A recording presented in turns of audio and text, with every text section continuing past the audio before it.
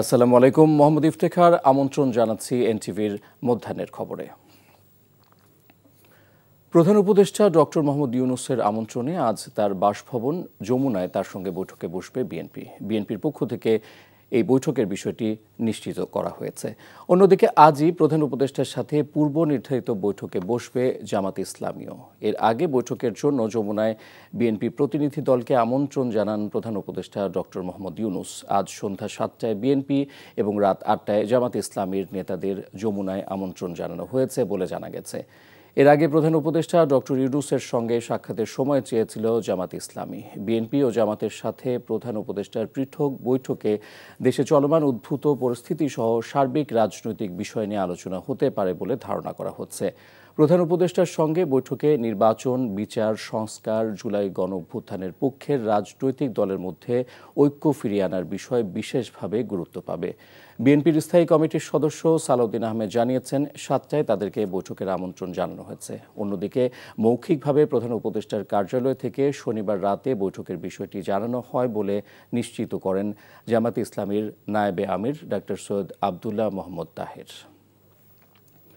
Doctor ইউনূসের পদত্যাগ নিয়ে প্রতিবেদন প্রকাশ করেছে নিউ ইয়র্ক টাইমস। শিরোনাম করেছে, নির্বাচন নিয়ে চাপের মুখে অধ্যাপক ইউনূসের পদত্যাগের হুমকি। প্রতিবেদনে বলা হয়, শিক্ষার্থীদের নেতৃত্বে একটি আদর্শবাদী আন্দোলন যখন গত আগস্টে ক্রমশ কর্তৃত্ববাদী হয়ে ওঠা শেখ হাসিনা সরকারের পতন ঘটায়, সে সময় বাংলাদেশের লাখ লাখ মানুষ গণতন্ত্রের আসন্ন পুনরুজ্জীবন উদযাপন করেছিলেন।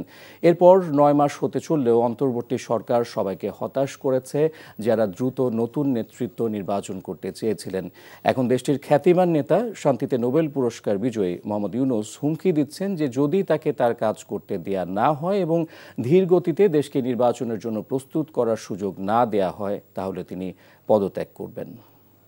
নির্বাচনের জন্য সরকারকে বাধ্য করতে চায় না জামাতে ইসলামী, বরং সহায়তা করতে চায় বলে মন্তব্য করেছেন জামাতে আমির ডক্টর শফিকুর রহমান। রাজধানীর মগবাজারে দলটির শুরা অধিবেশনে তিনি এমনটি জানান। জামাতের আমির বলেন, গত কয়েকদিনের ঘটনায় জামাত ইসলামী বিচলিত না হলেও সতর্ক দৃষ্টি রাখছে। এমন পরিস্থিতিতে জামাত ইসলামী চুপ করে বসে থাকতে পারে না। জাতিকে অনিশ্চয়তার দিকে ঠেলে দেওয়া কোনো অবস্থায় সমীচীন হবে না বলে মন্তব্য করেন জামাত আমির। অন্তর্বর্তীকালীন সরকারকে সর্বদলীয় বৈঠক আয়োজন করারও আহ্বান জানিয়ে তিনি বলেন, আলাপ আলোচনার মধ্য দিয়ে সব সমস্যার সমাধান করা সম্ভব। মানবিক করিডোর ও চট্টগ্রাম বন্দর দিয়ে রাজনৈতিক দল ও অংশীজনদের সাথে বসে আলোচনা করে সিদ্ধান্ত নিতে হবে জানিয়ে জামাত আমির বলেন, সেনাবাহিনীকে নিয়ে বিতর্কিত মন্তব্যে দেশের সার্বভৌমত্ব ক্ষতিগ্রস্ত হবে।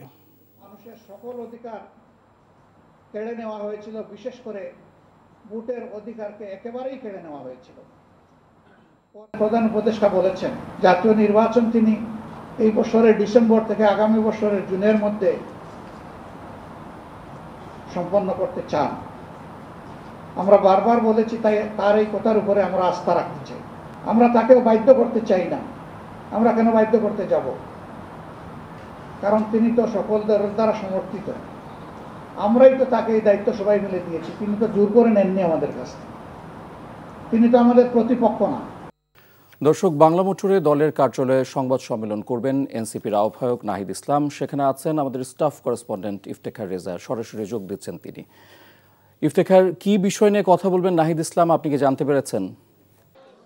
ধন্যবাদ। আমরা জানতে পেরেছি যে এই মুহূর্তে বেলা 12টা থেকে সংবাদ সম্মেলন শুরু হবার কথা থাকলেও কিছুক্ষণ পর হয়তো শুরু হবে সংবাদ সম্মেলন। তবে আমরা যেটি জানতে পেরেছি যে তারা মূলত দেশের চলমান যে রাজনৈতিক পরিস্থিতি, এই বিষয়টি নিয়েই গণমাধ্যমের সাথে তারা কথা বলবেন এবং তারা জানাতে চান দেশবাসীর উদ্দেশ্যে এবং যে রাজনৈতিক দল যারা রয়েছে বাংলাদেশের, সেই রাজনৈতিক দলের উদ্দেশ্যে এবং রাজনৈতিক অংশীজন যারা রয়েছেন তাদের উদ্দেশ্যে মূলত যে জুলাই আন্দোলনের যে ঐক্য ছিল বা যারা জুলাই আন্দোলনের পক্ষের যে শক্তিগুলো ছিল, সেই শক্তিগুলোর উদ্দেশ্যে আগামীতে ঐক্যবদ্ধ থাকার একটি আহ্বান জানাবেন এবং তারা জানানোর চেষ্টা করবেন বা তারা যেটা জানাবেন যে এই ঐক্য ভেঙে গেলে পরবর্তীতে রাজনৈতিকভাবে বাংলাদেশের যে রাজনৈতিক ভবিষ্যৎ, সে ভবিষ্যৎ ক্ষতিগ্রস্ত হতে পারে বা বিভিন্ন সময় বিভিন্নভাবে যে জুলাই এবং আগস্টের আন্দোলনে যে পতিত যে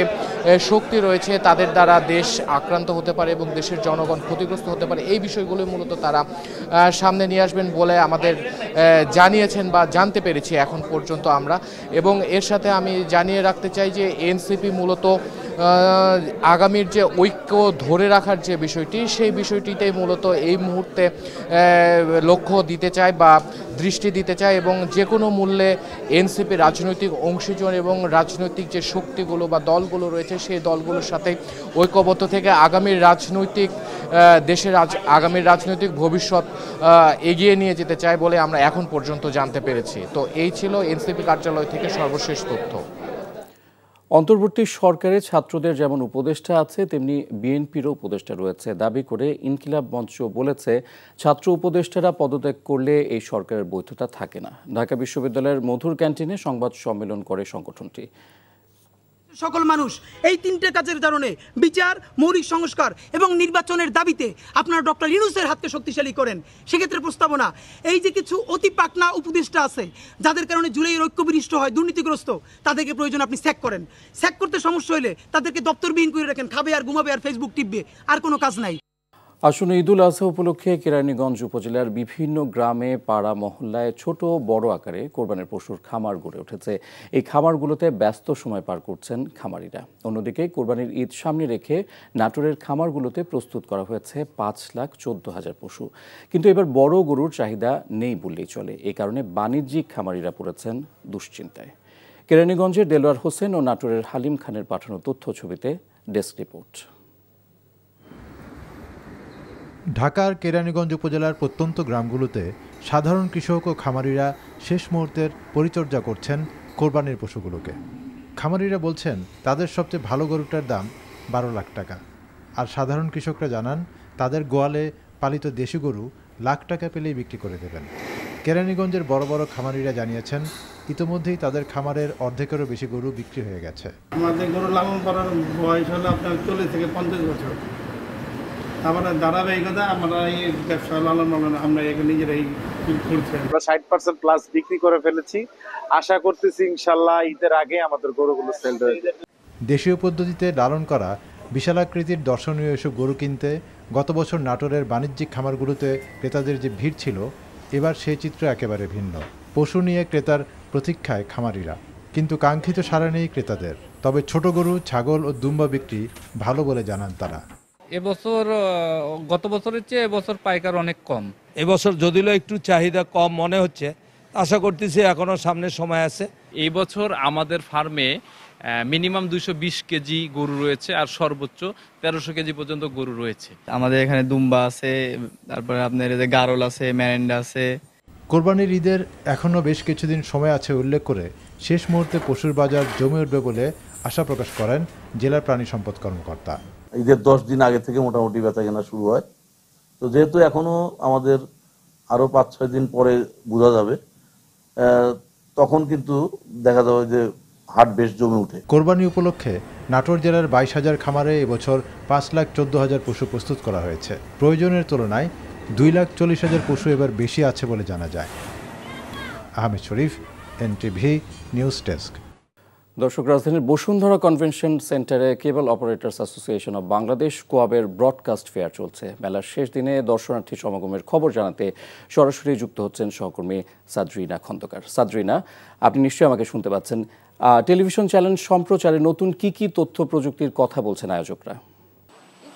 আমি আছি এখন বাংলাদেশের কেবল ও ব্রডকাস্টিং খাতের সবচেয়ে বড় এই প্রথম আয়োজন করা হয়েছে এই মেলা। এখানে কিন্তু ব্রডকাস্টিংয়ের সব ধরনের software, hardware, OTT, IPTV solution সহ স্যাটেলাইটের সব ধরনের উপভোগ করার জন্য সেবা দিতে পারে কেবল ও ব্রডকাস্টিং খাত। এই জন্য কিন্তু সব ধরনের প্রযুক্তি, ওয়্যারিং সহ সব ধরনের প্রযুক্তির কিন্তু সমাবেশ ঘটেছে এই মেলায়। তো এখানকার আয়োজকরা বলছে যে প্রযুক্তি খাতে অংশীদারিত্ব এবং এখানে যেন বিনিয়োগ বাড়ে, এজন্য কিন্তু তারা বিভিন্ন ধরনের ছাড় ও অফার দিচ্ছে এবং গ্রাহকদের কিভাবে ওটিটি প্ল্যাটফর্ম সহ যে বাংলাদেশের স্বনামধন্য মিডিয়া চ্যানেলগুলো আছে সেগুলো কিভাবে আরো ভালোভাবে গ্রাহকদের সেবা দিতে পারে, এই জন্য বিভিন্ন ধরনের এইচডি স্যাটেলাইটের যে প্রযুক্তির যে সর্বাধুনিক প্রযুক্তিগুলো আছে সেগুলো কিন্তু ব্রডকাস্টিং এবং হার্ডওয়্যার সফটওয়্যার সব ধরনের প্রযুক্তি সমাবেশ ঘটেছে এবং অত্যাধুনিক প্রযুক্তি কিভাবে দিতে পারে সেই জন্য কিন্তু এখানে বিভিন্ন ধরনের প্রদর্শনী বিভিন্ন ধরনের হার্ডওয়্যার সফটওয়্যার তারা নিয়ে এসেছে এবং এখানে কিন্তু দেশের স্বনামধন্য টেলিভিশন চ্যানেল সহ বিদেশি যেমন চীনের কিন্তু বিভিন্ন অপারেটররাও কিন্তু এখানে অংশগ্রহণ নিয়েছে, প্রায় শতাধিক অপারেটররা এখানে অংশগ্রহণ নিয়েছে। এই প্রথম কিন্তু এই ধরনের একটা ব্যতিক্রম ধর্মী আয়োজন করেছে ওটিটি, আইপিটিভি সহ দেশের স্বনামধন্য যে মিডিয়া হাউসগুলো রয়েছে সেই ব্রডকাস্টিং চ্যানেলগুলোও কিন্তু একই ছাদের নিচে এসেছে এবং তারা সবাই মিলে যেন হচ্ছে একটা সুন্দর যে প্রযুক্তি খাতে যে বিশ্ব এগিয়ে যাচ্ছে সেটার সাথে যেন বাংলাদেশও তাল মিলিয়ে এগিয়ে যায়, তারা গ্রাহকদেরকে আরো ভালোভাবে এইচডি সহ আরো ভালো কোয়ালিটিতে যেন গ্রাহকদেরকে সেবা দিতে পারে সেই জন্য কিন্তু এই ধরনের ব্যতিক্রম ধর্মী মেলায় আয়োজন করছে। তারা বলছে এটা কিন্তু একটা এমন উদ্যোগ যেই উদ্যোগের মাধ্যমে শুধু হচ্ছে যে আমাদের টেলিভিশন মিডিয়া না, সকল ধরনের মিডিয়া, কারণ আজকালকার কিন্তু তথ্য প্রযুক্তির যুগ, সব মিডিয়া হাউসগুলো যেন সব যোগাযোগ মাধ্যমে সুন্দরভাবে গ্রাহকদেরকে সেবা দিতে পারে সেই কারণে এই আয়োজন করা হয়েছে এবং প্রযুক্তি খাতে যেন বিনিয়োগ বাড়ে এবং অংশীদারিত্ব বাড়ে এবং প্রযুক্তি খাতটা যেন আরো সুন্দরভাবে স্মুথলি চলে সেই জন্য কিন্তু এই ধরনের আয়োজন করা হয়েছে, এটাই কিন্তু জানানো হয়েছে। ইফতেখার, আইসিবিসি মেলা থেকে এই ছিল আমার কাছে সর্বশেষ তথ্য। আজ দুপুর 12টার পরিবর্তে বাংলাদেশ বনাম সিঙ্গাপুর ম্যাচের টিকিট অনলাইনে রাত 8টা থেকে পাওয়া যাবে। বিষয়টি নিশ্চিত করেছেন বাংলাদেশ ফুটবল ফেডারেশন বাফুফের কম্পিটিশন কমিটির চেয়ারম্যান গোলাম গাউস। এশিয়ান কাপ ব্যাচের তৃতীয় রাউন্ডের এই ম্যাচের জন্য 18,300টি টিকিট অনলাইনে বিক্রির সিদ্ধান্ত নিয়েছে বাফুফে। টিকিফাই প্ল্যাটফর্মে টিকিট পাওয়া যাবে। ম্যাচটির জন্য থাকছে 10 ক্যাটাগরির টিকিট। হসপিটালিটি বক্সের টিকিট মিলবে 5,000 টাকায়, ভিআইপি রেড বক্সের টিকিট মূল্য 4,000 টাকা, ভিআইপি 2, ভিআইপি 3, স্কাই ভিউ এবং ক্লাব হাউস 1 টিকিটের মূল্য 2,599 টাকা করে।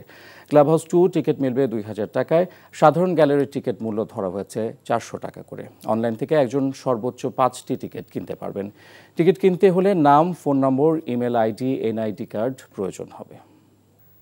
আর এই ছিল মধ্যাহ্নের খবর। এই খবরের ভিডিও সহ আপডেট জানতে ভিজিট করুন এনটিভি অনলাইন www.ntvbt.com। এছাড়াও এনটিভির জনপ্রিয় সব অনুষ্ঠান ও খবরের আপডেট জানতে ভিজিট করুন আমাদের ইউটিউব ও ভেরিফাইড ফেসবুক পেজ। দুইটায় দুপুরের খবর দেখার আমন্ত্রণ রইল। ধন্যবাদ সবাইকে।